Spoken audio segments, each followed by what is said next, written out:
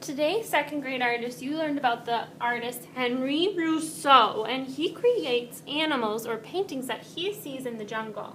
Today, what we're going to be doing is we are going to be creating a tiger, just like the one we saw in our See, Think, Wonder. So, this tiger is going to be made out of clay. At the drive-thru, what you're going to need to grab is a clay messy mat, a small piece of clay, and a clay carving tool. If you are a number 3 chair, you're going to need to grab a cup of water and a toothbrush for your table to share. Now what happened to this tiger is his legs broke, and sometimes that happens when we're making clay, that things are really fragile and they break, and that's okay. I can fix them with a little bit of glue. But my tiger still looks really cool even though his legs are a little bit broken. And I'll talk about how to make sure that your legs don't break as well for your tiger.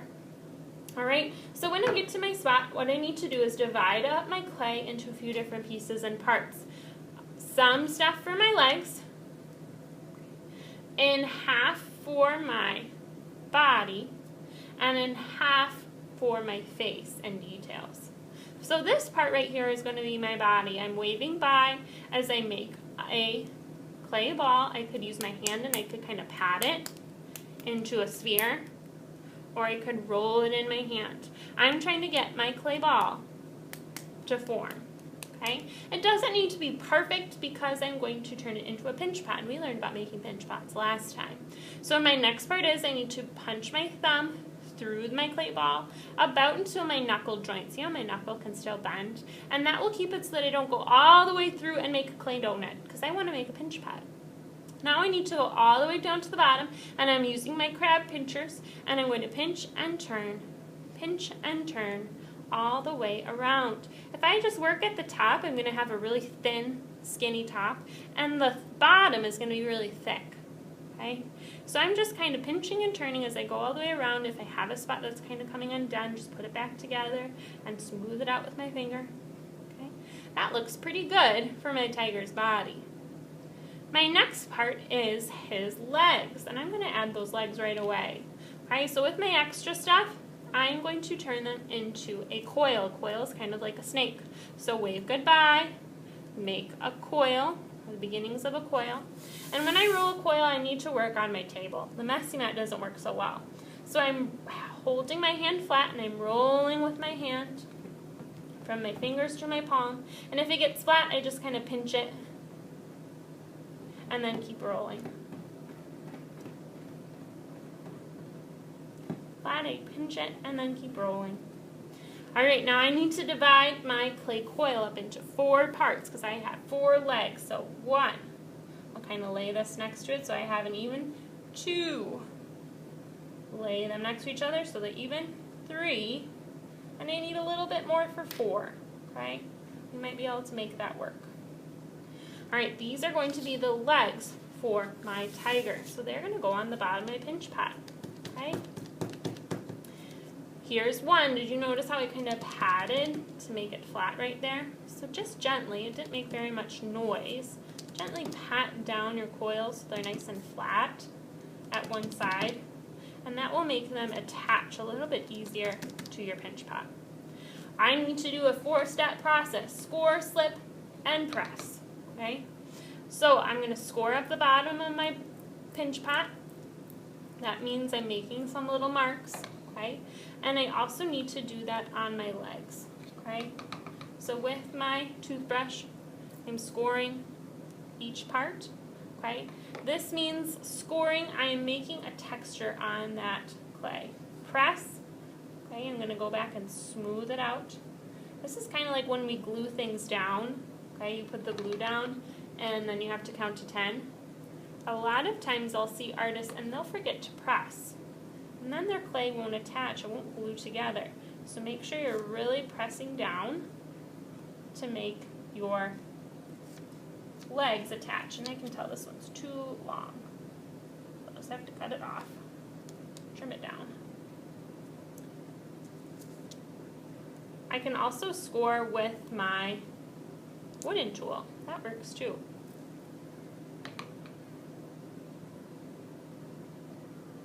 That one's a little bit too long as well. I must have started with the short one. And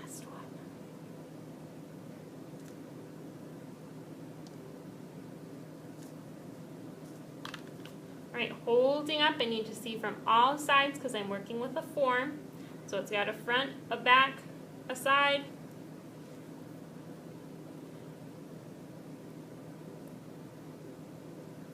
This press part is probably the most important. Now I have 4 legs for my tiger. If I want, I can come back and add some toes just with my wooden tool. Okay, just kind of gently pressing in. That works too. Okay, now if you're having a hard time getting your tiger to stay, raise a quiet hand or talk to your neighbor and they can help you. All right? My next part is my cat's face. So I'm going to pull some parts off for the little cat details. Okay? I need to make what's called a slab, so I need to make a cookie. Okay?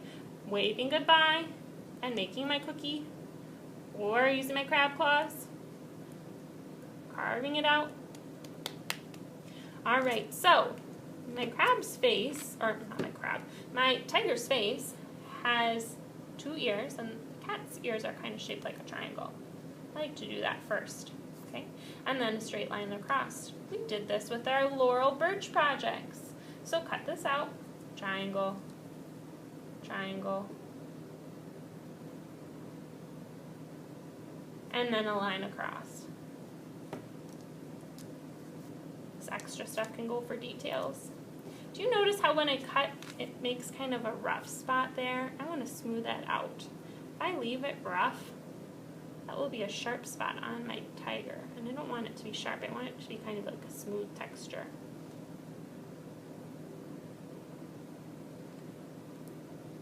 Alright, here's my cat's face. I need to put the details on. So things like an eye, roll out a little clay ball. I need to score, slip, and press. So get my toothbrush, score each one, press it down.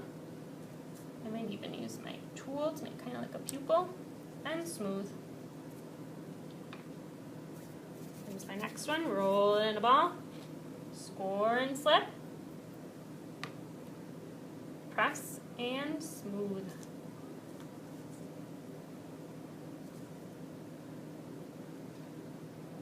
Alright, tigers are kind of like cats and they have a triangle nose. So I'm kind of just patting out a triangle or shaping one with my fingers.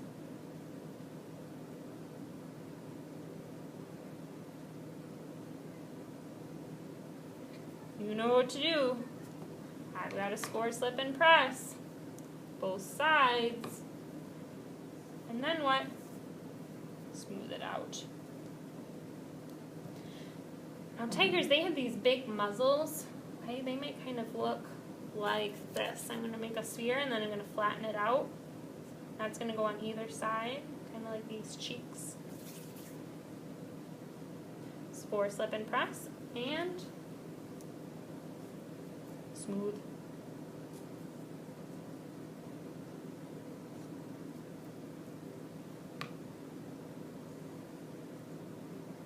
Alright, this whole thing has got to go on the front of my tiger, okay?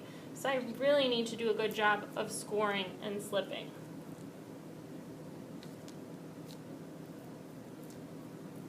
I can even use my metal tool to kind of make some score marks.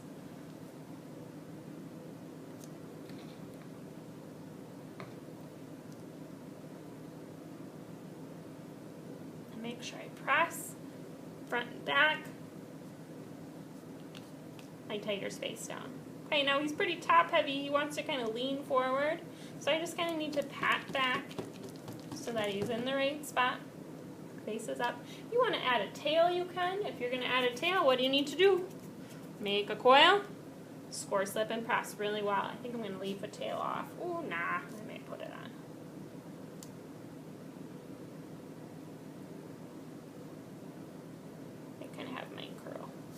When your tiger is finished, you're going to put him on your messy mat. Extra clay will go to the clay bag. And I'm going to come around, that's me, Miss G, is going to come around and I'm going to add your name and class code on the bottom with a really sharp pencil. And this is a teacher job today so that I can read them. Miss G.